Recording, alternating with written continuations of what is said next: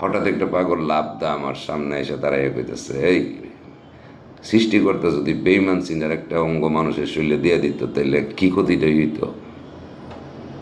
আমি তো ব্যবসা গাগে গেলাম, পাগলে কি কয় আজ এরা আবার কিছু কথা কইলে নি আবার বিপদে পড়ে কিছু কই না। দেখ, তোর দুইটা চোখ দিছে, তুই এই চোখ দিয়ে কোনটা সুন্দর কোনটা অসুন্দর দেখতে পারস। এই কান দিয়া কোনটা তোরে ভালো কইছে কোনটা মন্দ কথা কইছে এইটাও তুই শুনতে পারস। নাক দিয়া কোনটা ভালো গন্ধ কোনটা পচা গন্ধ এটা শুনতে পারস।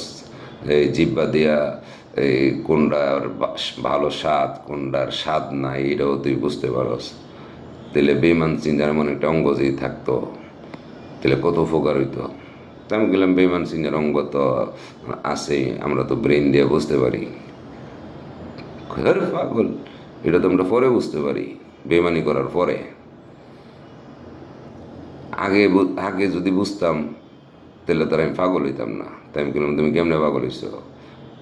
আর এই মানুষ বেমানি করে আমারে সর্বশান্ত করে আমারে একদম পথের ভিখারি বানাই আমারে পাগল বানাই দিচ্ছে।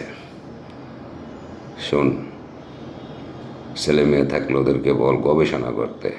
বেইমান সিনার কোনো একটা যন্ত্র যাতে বাই করে, ওই যন্ত্রটা সামনে ধরলেই যন্ত্র কয়ে দেবো এটা বেইমান।